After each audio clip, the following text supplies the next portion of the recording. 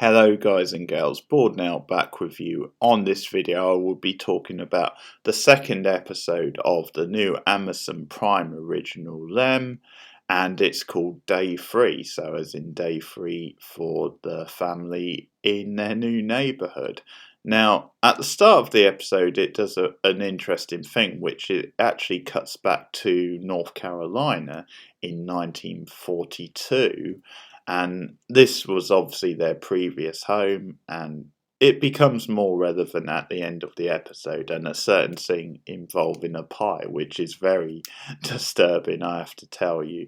But in this, we see them at their previous home, they're having a family dinner, and it's almost like the roles have been reversed in this scene with husband and wife, because it's actually the husband who's on edge and very sort of nervous, and the wife's the one who's more in control, which is sort of interesting, and I think it's sort of maybe explained a bit later on, but it's a point of contrast which I thought was maybe more for context, and it cuts back and forth between it a couple of times in the episode, but actually it is setting up the end of the episode, so that's a good sort of payoff. But we cut back to the present and the fallout from the last episode, and of course, the last episode ended with Liver basically dramatically after the whole thing with the dog being found dead in the basement and the mark on the daughter's neck on I think Rose is her name. I think Rose is the youngest, and then Ruby's like the slightly older teen daughter. And anyway, she went out with her gun and basically, screamed at the neighbours, threatened, and so that leads to cops being called, and there's like a nice turn to the scene, because you get what you would think is the stereotypical like racist or cops going in all guns blazing. Well, they knock on the door like insistently, but when he opens it eventually, Henry, they pin him up against the wall. They're kind of all aggressive and in their faces, and obviously the kids are getting very sort of nervous. But we see the neighbours like gathering outside and taking an interest. But then what happens is there's this weird moment where like the youngest daughter starts sort of talking to this cop in quite a threatening, like sinister way. Again, it's almost playing with like this childlike sort of innocence and doing something a bit more like twisted and sinister with it, where she kind of says, "Get your hands off my father," sort of thing, in almost a very like controlling type way. And in the next instance, like another cop comes into the house, and he actually doesn't he pretty much drops the case, or drops like pressing any charges against them. And he's actually a lot more sympathetic to the family, and just the way he's reacting and almost like saying, "Oh, no big deal," it's sort of kind of weird, and you're wondering and he's actually getting on the cases of the other cops in the house, like, "Well, what are you doing here?" And they talk about, obviously the family dog, because he's sympathetic, to say that, yeah, that must be really traumatizing for you. But they talk about what could have happened, and he talks to Henry and says, "Well, we do get a lot of animals around here, a lot of like vermin, raccoons, what." Well, not raccoons, that's me coming up with a silly word, but the vermin coming in through people's window, and they talk about how small the window is, and the fact that it would be very hard for a human to break in, because the wife seems convinced that it was Betty, the kind of mad neighbour, and the neighbour who has the biggest agenda, it seems, against them. But he said, "No, look at the sides of the window, and we do get a lot of animals around here. It probably an animal, got in and killed." And another suspicious thing is that the markers mysteriously disappeared from the daughter's neck, so that's another bit of mystery. But the cop goes outside And so it's no big deal. We're not going to press charges. And he's confronted to it with Betty, and it's a really good scene in what we see later in the episode with Betty, because the cop says, did she actually fire the gun? And obviously Betty's she's talked into saying, well, no, she didn't actually fire the gun. But so that's the cop's whole reasoning for not pressing charges, because you can't really press charges unless someone actually does something, or whether that's totally truthful. But this obviously gets Betty's back up, and throughout the episode she's again on the kind of defensive, and is pushing things forward, and starts talking to like her husband and to her best friend Mitch, and is again being very domineering, and like, well, it seems like the cops in this town aren't going to do anything. And she starts planting like these further conspiracies about how, well, if you let Negroes take over the neighborhood, and they get too settled in, then it's going to lead to further African Americans moving into the neighborhood, and before long we won't recognize the neighborhood. And one of the developments, I'll just deal with Betty for a few minutes, is that she finds out that her best friend Mitch is not only expecting a baby, but she's also leaving the neighborhood, her and her husband. And this again gets Betty's back up, because she's very much, well, it was her husband who was pushing this whole agenda when we had the meeting. He was, he was adamant he was going to do something about it, and now they're leaving, and she's kind of calling out the fact that they're actually quite scared, and they're just taking the easy way out. They're leaving the neighbourhood, which her husband kind of poo-poos, but that's certainly Betty's belief. And I think another quite good sort of thing in this is the fact that we're getting this strong dominating, but also very flawed character in Betty. But at the same time,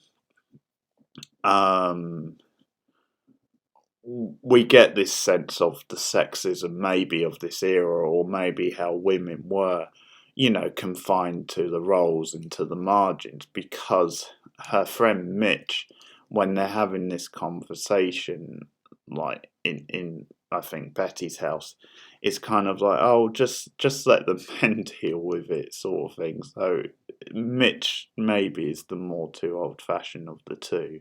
So Betty, although she's obviously very flawed and racist, basically, at the same time she's maybe a more headstrong character. So it's good to see those different sides of like feminine like characters in this, and that they're sort of playing with this.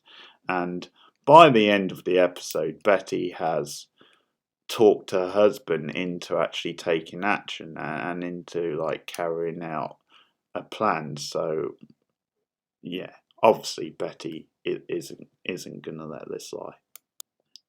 So we continue with the family, and with sort of this dispute between husband and wife, between Henry and Liver, where he basically is worried about her psychological state, and starts talking about this is sort of in her head, all this, and just concerned about her, and sort of talks to the daughter about, we will be there for your mother, we will see her through this traumatic time. At the same time, it's Henry's first, I guess, proper day at his job, and also it's Ruby's first day at a new school, so they both have important sort of scenes. But just to wrap things up with Liver at this point in the episode, because it's sort of a belief that her daughter, like the youngest daughter, again, I think her name was Rose, sort of has this imaginary friend, and that she is starting to see things.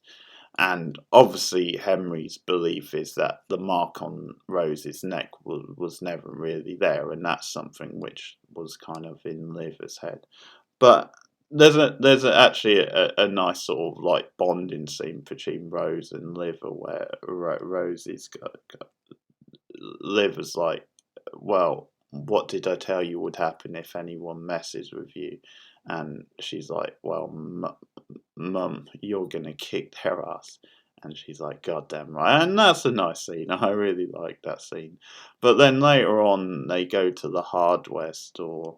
And this is like one of my favourite scenes in the episode. It's really like again, trippy and surreal and very disturbing.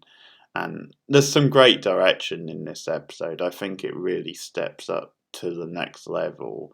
But there's like a friendly like hardware store guy, and at one point, like Liver's left alone, and she goes over to the nails and to like the I think they're like hammers or wrenches or something like that, and she goes over to them, and she just sort of daydreams, and yeah, the part of the dream is that the hardware store guy comes over to her and basically says, "Yeah, if someone killed my dog like that, I would take vengeance." And she's again daydreaming of carrying out this vengeance with these like weapons in the hard. It's a really good scene. Again, you really get inside a headspace.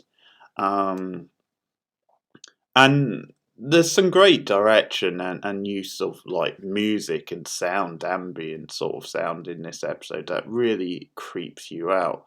Another good example of what I'm talking about is when Ruby goes to school, her first day again, and Henry drops her off, and it's this very sort of focused like scene in the car with him and Ruby, and just like his reaction. And again, I think one reason why I like this episode more than the first episode is it does dig deeper into like these characters, this family and their relationships. You get a sense of the connection between Henry and Ruby in this, but part of the tension of the scene is like Ruby just going into school and suddenly it's this great counterpoint shot where Henry's eyes is on his daughter as she wanders off, and that shot almost tells the story. It's like kind of him worrying about leaving her and her going into this mostly white dominated school,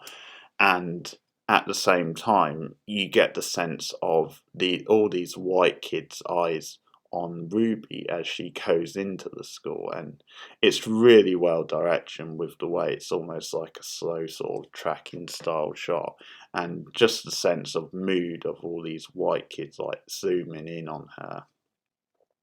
And another good example with the use of sound is later on when she has her class and there's like this, they're talking about Emily Dickerson, and there's this question, and Ruby's like the only one who apparently has done the reading and puts her hand up, and it's a really horrible, traumatic scene to watch because as soon as she starts talking, you get these horrible kids who just start making monkey noises, like gorilla style noises, and they just do it so loud, and they keep getting louder, and the way the sound is captured is really effective. It feels like literally like the sound is on top of her, and you get that sort of sense.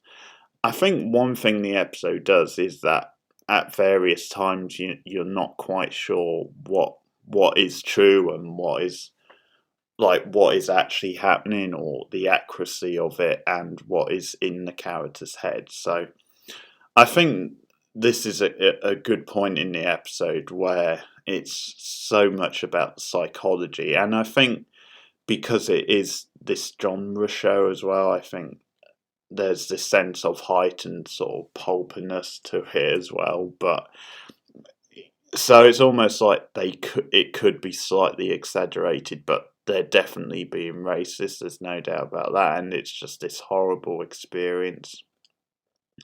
And the teacher's reaction is quite interesting because she's actually appears to be on Ruby's side. Like, she doesn't just like give in to the racism, so it doesn't seem like she's like racist.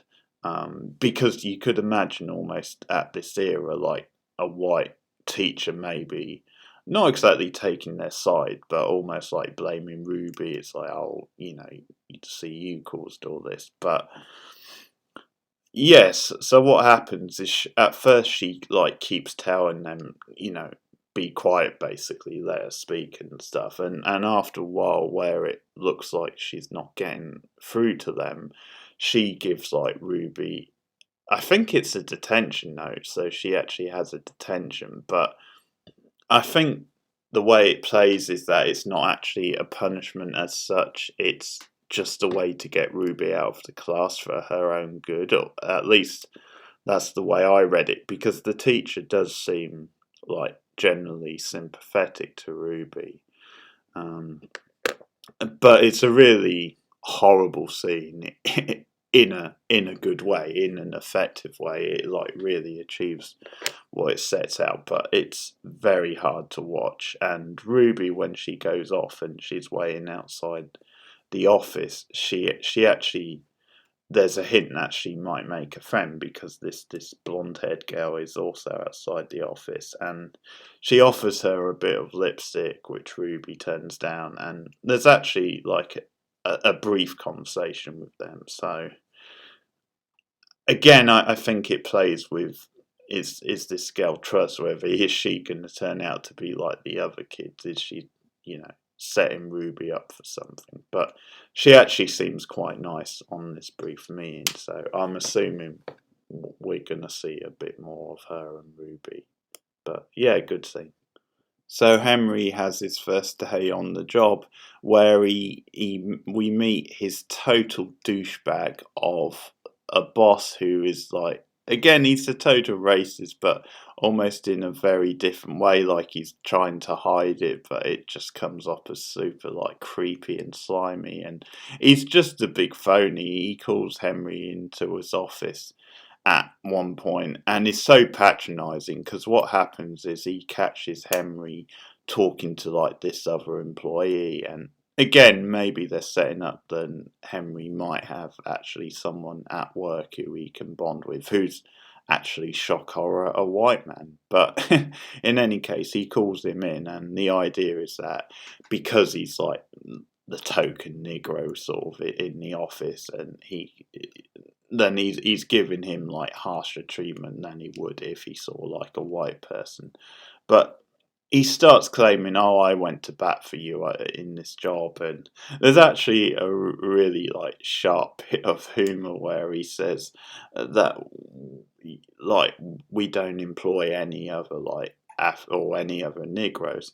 And Henry takes a moment and he looks around, and he actually at that moment, like an African American like cleaner actually walks past, and there's this pause, and Henry's like, "Oh, really?" And I think actually it's just meant to be sarcasm, because like, "Oh, tell me something I don't know." But also it could just be this irony of like the black cleaner walking by. Then yeah, basically most of the employees who are African American are like sort of cleaners, but it's almost like sarcasm on Henry's part, and the actor delivers it in this really dry sort of way. And again, we just see what a douche the boss is, because he does like this over the top like reaction where he starts laughing like uncontrollably, and it's again, it's another horrible example of another kind of racism, because he's like mocking Henry with the way he's laughing, as, "Oh, I do like a guy with a good sense of humor," but he's like saying this in a patronizing way, and the laugh is just so over the top that he's basically doing it to rub Henry's nose up the wrong way. And I think it's another different example, as I've said, of like a different kind of racism, because the way it comes across is it's like he's just making Henry the figure of fun, and there's just something about the scene where it manages to be intimidating in a different way from the other scenes involving like racism from white characters. It's this idea that this guy, this boss, has Henry's fate in his hand, and he sort of knows this. It's almost like he's sort of saying, I won't tolerate any of this around the office, and he's like mocking him and playing with him, and it's almost like at any moment I could fire you and I could just do it. And it's almost this insulting message, well, you should just be grateful because you're the only African American employee in this department, and all the rest of it. So it's another kind of racism. But anyway, this then leads on to like the big like end of the episode, which is the disturbing scene where when Henry comes home and they have family dinner. And this last scene brings up like new questions about the dynamic between Henry and his wife and about their relationship, because there's obviously this tension between them over the whole thing with the dog being killed, and that Henry was more positive about them moving there, and that's almost contrasted with the past where it's actually like Liver who's the more together out of the two. But again, that's turned around in this scene, and we start to question what exactly is Liver doing. Like, is she now trying to control her husband and actually coming across as quite malicious, and that there's something else going on with her than we never expected? It's intriguing stuff, and we get why they'd been cutting back and forth between the past and the present, and the scene with the pie in the present, and we hear that Henry at one point, he doesn't like sweet stuff, it makes him sick ever since then. And of course there's this scene where there's just this exchanges, and something comes out about what Liver and Rose were doing during the day, and something which Henry didn't want them to do. And again, I think it's definitely in this series, it's playing with like the power dynamic in a marriage between a man and a woman, and probably playing with gender as well. But yeah, Liver just turns the tables on him, and at one point walks over to him, and it's a very unsettling like sequence, the way it's filmed, where she like stands over his shoulder and she puts this cherry pie down, and yeah, like with I can't remember exactly what she whispers in his ear, but more importantly, she just like whispers into his ear very intently and very domineering, really. It's like under her breath, and there's a close up of her doing it, very sort of creepy, and she almost like goads him, sort of forces him into eating the pie. And I think almost playing on masculinity, it's like he wants to eat the pie, he's determined to eat the pie, then he's not going to be shamed out of it. And I tell you what, it may be a long time before I eat a cherry pie again, because this scene really put me off. It's the way it's filmed, and again the use of sound is just so brilliant, but just so gross and unsettling, because the scraping of like the fork as he's eating the cherry pie is just so loud and so sort of piercing, and it contrasts it between the front yard with the dog. They've obviously buried the dog in the front yard, and we cut back to when Henry was like digging like the grave, and so they I can't remember the term. I learned it in like film studies, but like the matching of the two sounds, so the scraping of the spoon, or the fork on the tray into the pie, and then the sound of the spade going into the like the ground as he's like digging the grave for the dog. And just the scraping and the loudness of it is really disgusting, and the way it almost like matches up, like the soil matches up with like the jam, the stuff from the pie. And boy, it's really a disturbing family dinner at the end there, and it's like, oh my god, it really makes you question liver now and what exactly is going on. And it sort of ends with this like really brilliant shot of like blood actually coming from where the dog was buried, but whether that's just for effect or just something a bit trippy to end the episode, I'm not sure. But I think this is a better episode than the first one, which I did like a fair bit as well. But I think it's better because it digs into the characters more. It gets into their relationship, and it definitely adds to the mystery. I did like those flashback scenes and what that added. And it cut out some of the stuff which was a bit weaker in the first episode as well. And the direction is definitely on point, and it's really disturbing. But this end scene really calls into question the whole nature of Henry and Liver's relationship, and really puts a different spin on it. And it's like, oh my god, maybe Liver isn't so innocent after all.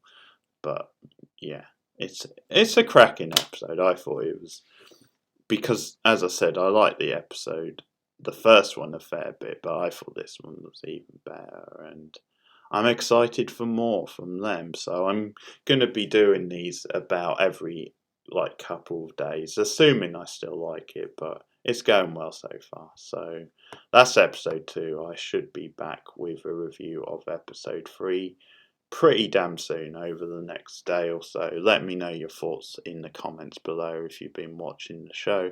Like and subscribe and all that. And I'll be back with more TV reviews soon. Thanks, guys. Goodbye.